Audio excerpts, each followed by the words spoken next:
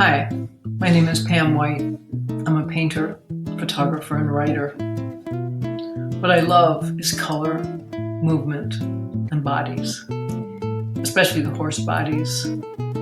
I love the way they move in their environment and the way their environment moves with them and holds them. The way light touches everything, changes colors, shape, and feeling. And human bodies, actually all bodies, including the body of the earth.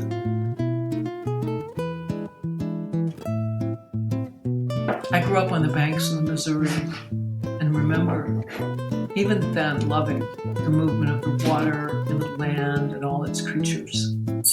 I'm fascinated by the way movement and space change us. The textures and formations I see in the natural world inform the layers of my paintings and the colors I witness every day. The passion has only deepened over the years, and it's exciting for me to explore the media and the materials: brushes, palette knives, canvas, paper, oil, acrylic. Each substance helps me find an expression of what I love.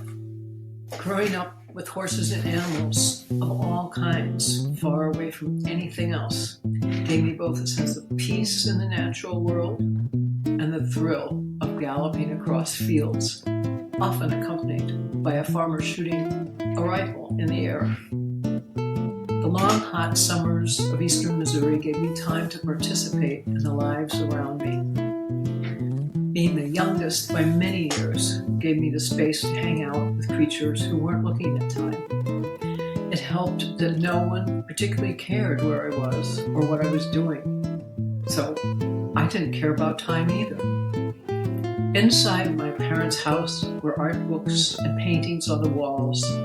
They were both very aware of design and decor, which I did not pick up. I loved the heavy books of art piled deeply around the house. At school, art was my favorite class. And all through school, I was fortunate to have wonderful, expressive, generous teachers. And my mother was instrumental in bringing art to children both in museums and schools and out of them. She was expressive, and the colors and shapes that she put together while dressing influenced me forever. When I was a commercial photographer, I was drawn to movement much as I had been in my childhood. I would go to fairs and festivals to photograph people doing what they loved and had fun doing with people they loved and wanted to be with. Connection became a huge part of my life, and people would ask me to photograph them in moments or at moments in their lives that were important to them. I photograph all manner of parties, weddings, even births, a lot of transitions we humans plan as we care for one another or want to mark important moments in our lives.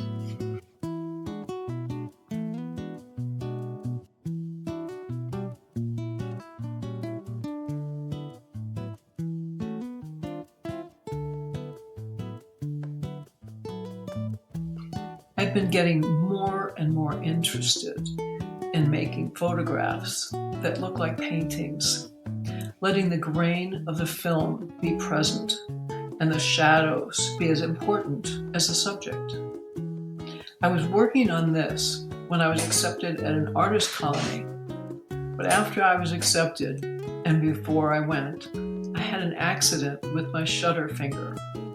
Yes, the one that takes the photos. The tip was cut off of my finger in a freak accident, and I was unable to touch anything or put any pressure at all on it for a long time.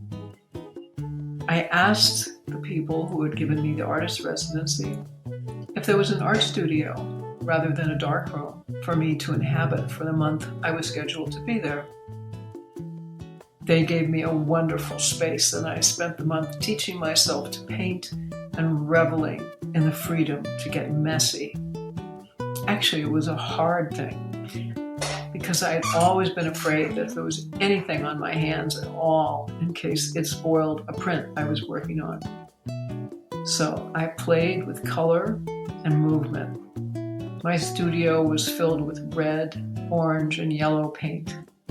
I found a home in abstract expression, figurative expression, as well as some drawing things in my head, not what I see.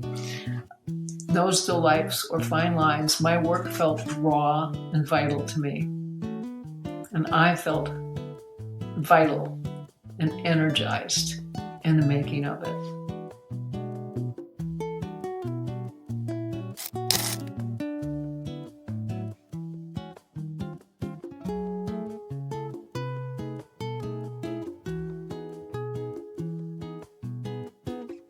When I'm about to start a new piece, I spend a lot of time with the feel of the materials I want to work with, the tooth of the paper, the weight and thickness of the canvas, the sleek slipperiness of the drafting film or mylar. Each one has properties of expression they give to the work. Either they might absorb the color, resist it, or render the color or medium subtle or more extravagant. Depends on how the medium and the substrate work together to accommodate the brush or lines I might draw. I can feel the movement or stillness of the subject even before I know what it is or what it looks like. I'll often start with a gesture drawing, which is charcoal in hand for 1 minute while I push it around on the paper and see what comes up. Then I fill it in with color and form and shape later when I find out what it is that wants to be expressed. Other times, I'll get a piece of plexiglass the size of what I want the finished work to be. And with my hand, a brush, or most anything else, I will apply some paint to it, then rub paper over it to make a monoprint, which I will then dry and paint on, add to, take away what the being that I'm creating wants. It might be a landscape, it might be another chicken. I don't know until I'm doing it. My vultures were started with the monoprint, and my horses mostly were started with the gesture drawing of a horse that they started with the charcoal. Sometimes, with the chickens, for instance, I didn't really know. I grew up with chickens, but I never really paid attention to them. And when I wanted to draw them, I realized I didn't know how to draw a chicken. So I went and sat with chickens for hours. And, I found them so engaging, so amazing to watch. And so the chickens just started coming out, and they're quite fascinating. And I learned to love chickens through painting.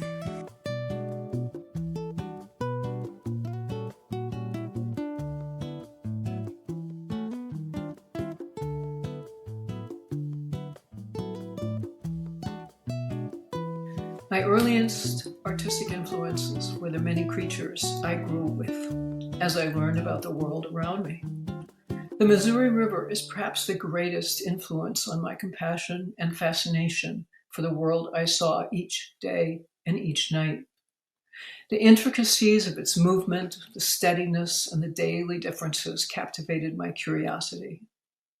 Until he died, my father would send me messages about the river, how high or low it was, what was floating down, if it had tipped the banks and flooded our fields and those of our neighbors. It was as steady as an influence can be. It didn't leave or die or give up. As the song said, it just kept rolling along. There were a lot of really cool bugs and all manners of snakes and other animals. Beetles and cicadas leaving their traces on trees and on the ground, rattlesnakes in the apple trees and water moccasins in the river, birds and bats nesting in limestone caves and bluffs overlooking the river. These all were creatures I learned from. I learned to care for each one and give space to their needs. Rattlers always told me where they were. And mice in the hayloft or rats in the basement were not at all interested in me. They left me alone. I could still watch them if I left them to their space, which gave me my nickname of the Watcher. Once again, my fascination with movement and stillness was in full play. Even as I ran from field to pasture to river and cave, I learned when to be still if I want to see something, when to hide, and when to make myself known.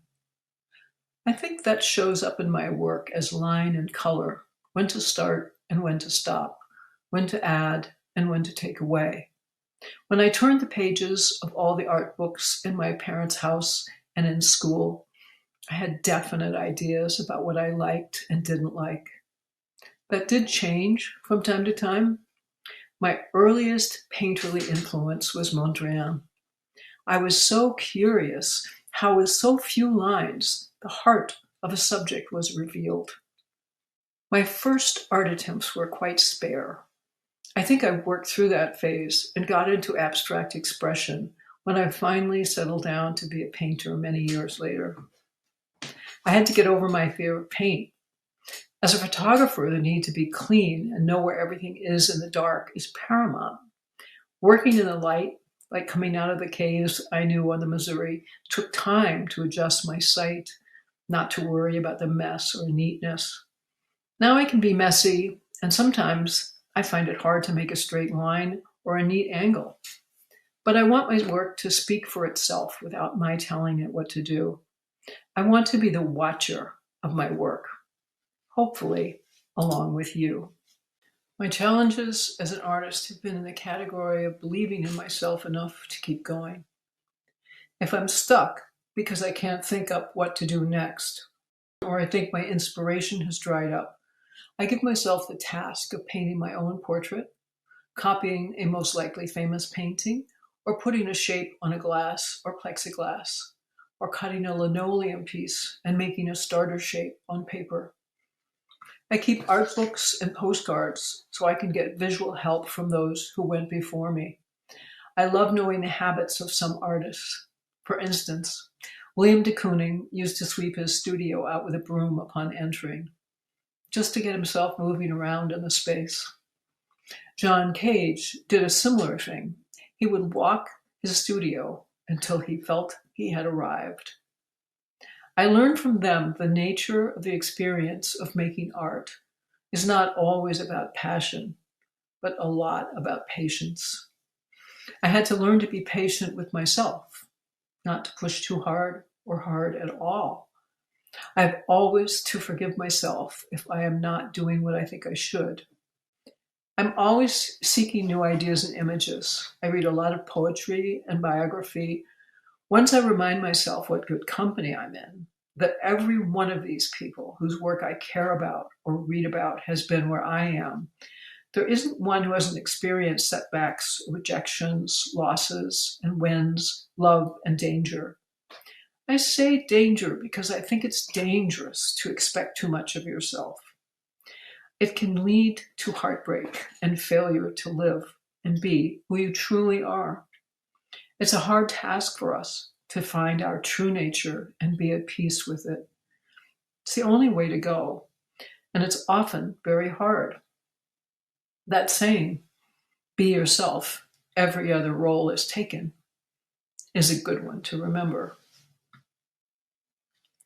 When I first moved to where I live now, there was a group just starting. Actually, I was one of the founding members. I didn't know it because I was so new, but it was an artist colony. We called it the 14th colony. I live in Connecticut, New York, and Massachusetts had where there was a little piece of land, and they called it the 14th colony of the 13 colonies. Yeah, maybe too much information, but anyway, I moved right into it, and they called me up and said, will you join us? We're meeting for the first time next week or tomorrow or whatever they said. And I said, yes. And so we communicated with each other. We gave shows together when there were stores open in town that were, open being closed in town, but with nothing in them. We persuaded some of the landlords, not all of them, of course, but some of the landlords to let us use them. And so for a couple of summers, we had spaces in different small towns that were our galleries. And we would take turns running them and personing them. So that was a huge help for me. It was a great support when I moved here. And it really helps to have a community.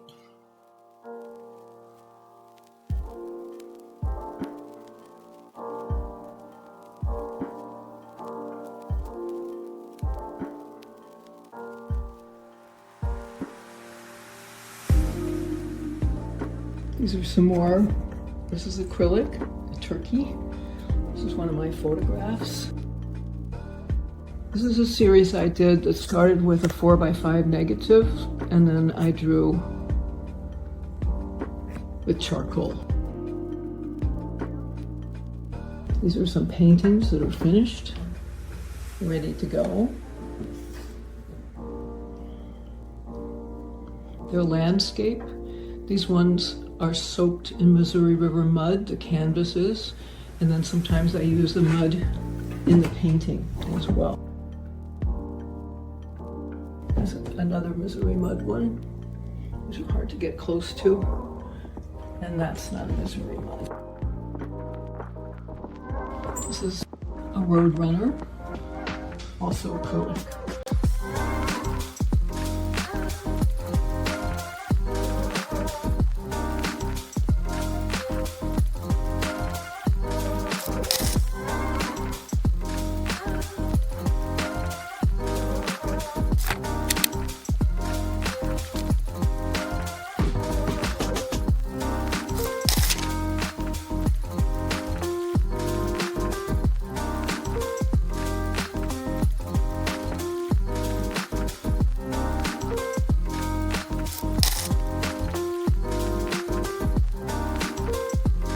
When I started painting, that was hard because it was more from my emotions, from my heart, from my background. Everything came into my painting. When I was writing as a journalist or photographing meetings or people or doing portraits, I was doing them. But the painting, it was just me. And that's something I had to get used to. I don't think that's a bad thing. I think getting used to yourself, whatever you're doing, is a good idea. And I would say just keep at it, keep moving, keep trying, keep looking around, keep getting input. Just keep putting one foot in front of the other and asking yourself, is this where I want to be? Is this okay? For me, it was always, yeah, keep trying, keep doing it. And I was very persistent. I wasn't particularly organized or consistent, but I was persistent. Respect yourself, respect your work time. Don't let anybody else lead you, but look around. Take advice, take in what other people do, other artists, either ones you've read about or ones you know. But don't take them so seriously that you feel you have to follow them or follow through on something that someone else is doing. Just be yourself, keep it going, and enjoy the work. Sometimes it can be hard to be an artist. It can be hard not to try and fit yourself into a mold. I know that competes a little bit with finding a niche. I think that's different. You don't want to squeeze something so hard by having expectations, making it work, making money from it. That's all really screws things up. It's hard to float with it and be yourself and be just with what you're doing and change it or not change it. Some people say, oh, you should do this. Oh, you should do that. Everyone has an opinion, but you've only got you and what you do. And we have to learn how to believe in it. We have to learn to take it and be with it and be ourselves with it and have a sort of fun. Thanks for watching. My name is Pam White. You can find me on Facebook at Pam White Art. On Instagram at Pam Uma White, all lowercase, all one word. And at Art Storefronts, PamWhiteArt.com. Come see me. We'll talk.